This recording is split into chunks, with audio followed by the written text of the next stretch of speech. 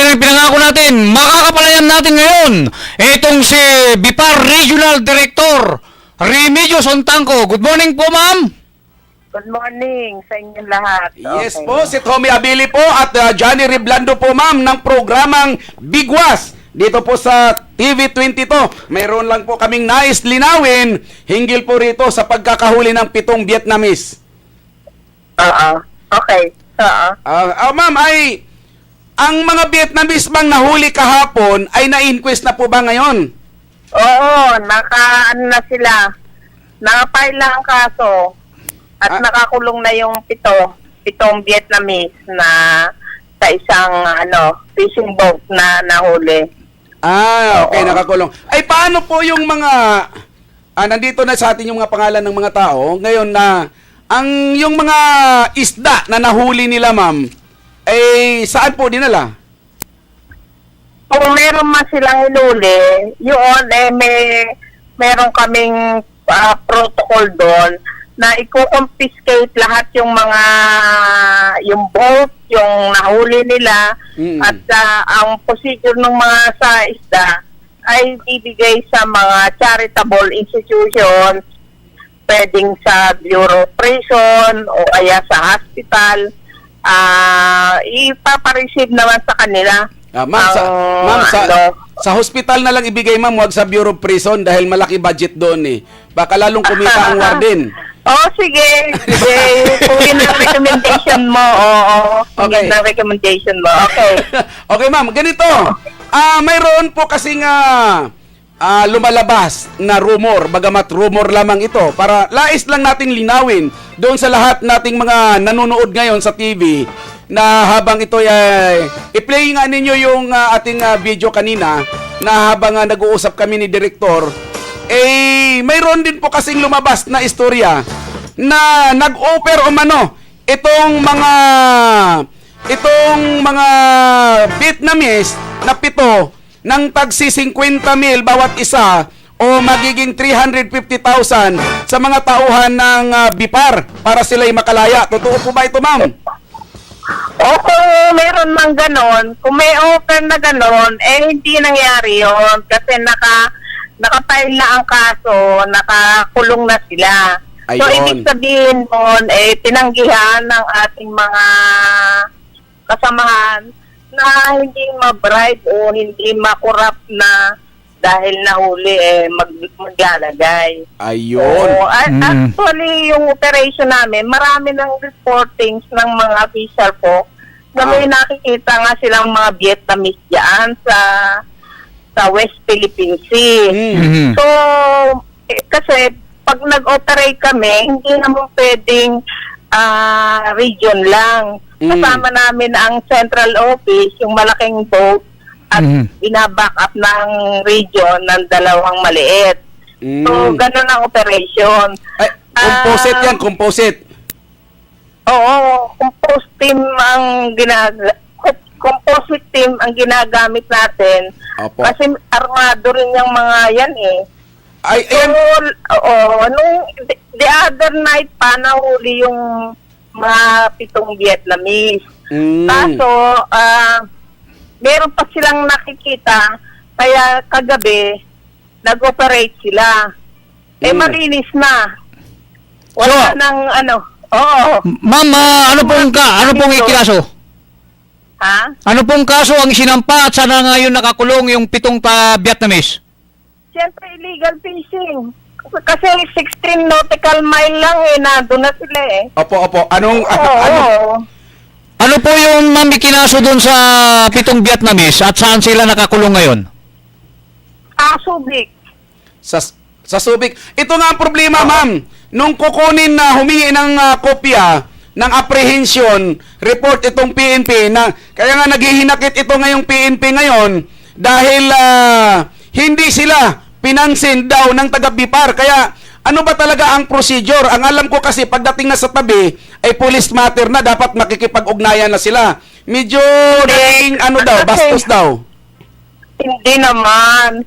Siyempre, ang protocol natin dyan, pumunta yung mga legal officers namin doon para ayusin ang mga documents. Mhm. Kasi yung hahanapin nating mga dokumento dapat matibay para pag sampa ng kaso hindi na sila makakaalpas.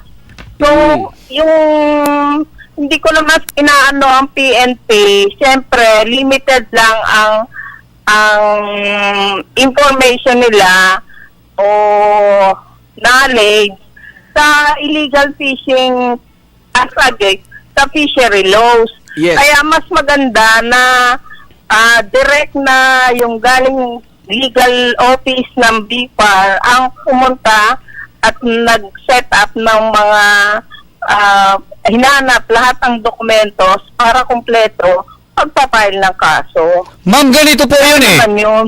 Ma'am, ganito po yun. Ang sinasabi po ng PNP Maritime at ng Subic PNP, nung humingi sila dun sa kopya ng report ng BIPAR, ang sabi nitong si Mr. Nelson Bien, abay, kailangan pa daw magpaalam po daw sa inyo bago sila parnisan ng kape ng report.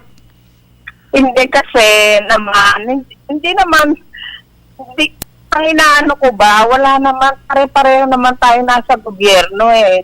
Kung meron nang at pare-pareho tayong Pilipino, ang involved dito ay Vietnamese, foreign fisherman, foreign national.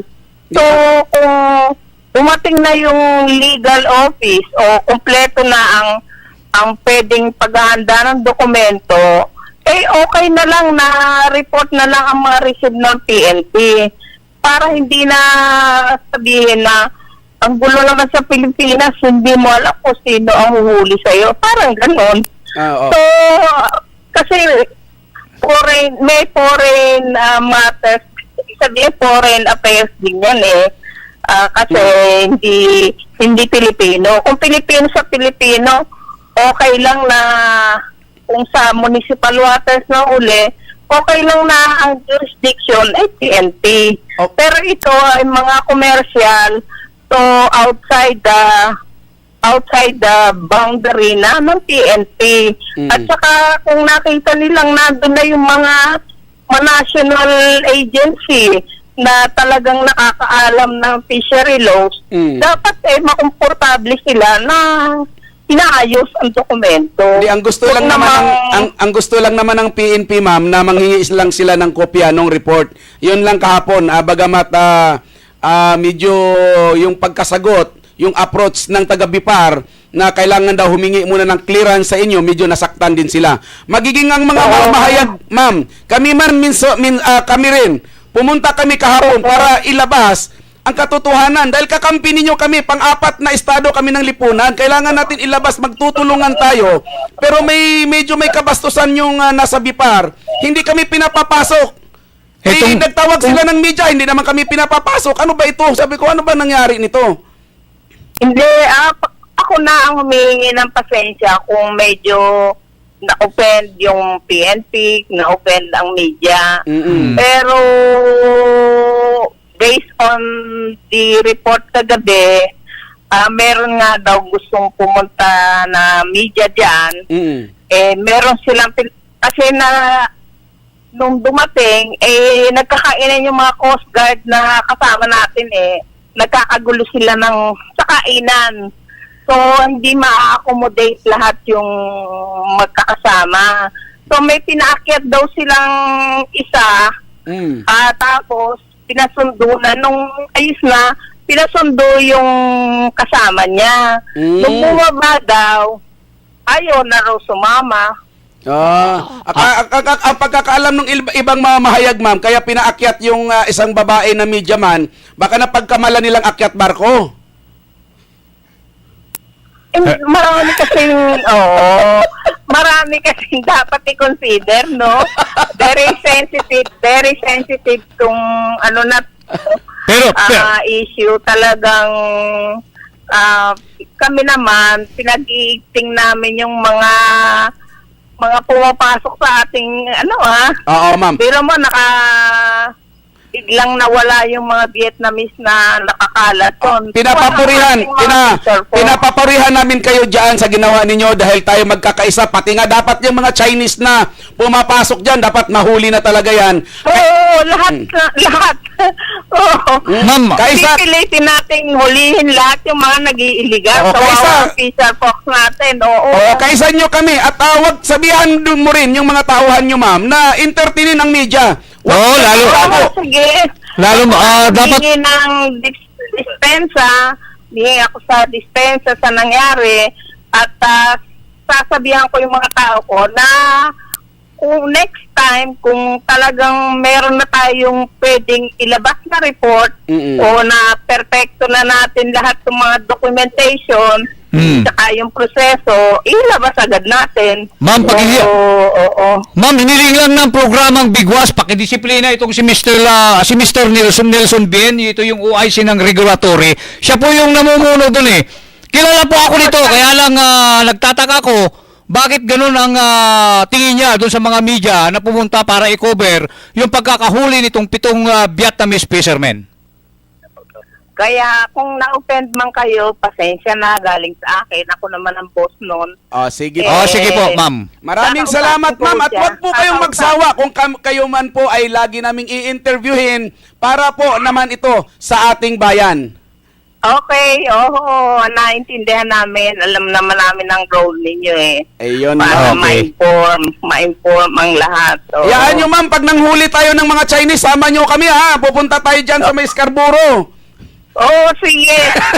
Sige po. Ma'am, maraming salamat sa pagbibigay nyo ng oras para mabigyan niyang linaw ang pagkakahulingan nitong 7 Vietnamese na fishermen.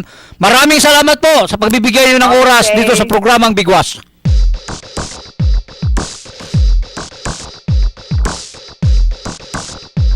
Ako si Johnny Reblando. At ako naman, si Tommy Abili. Kami ang Bigwas!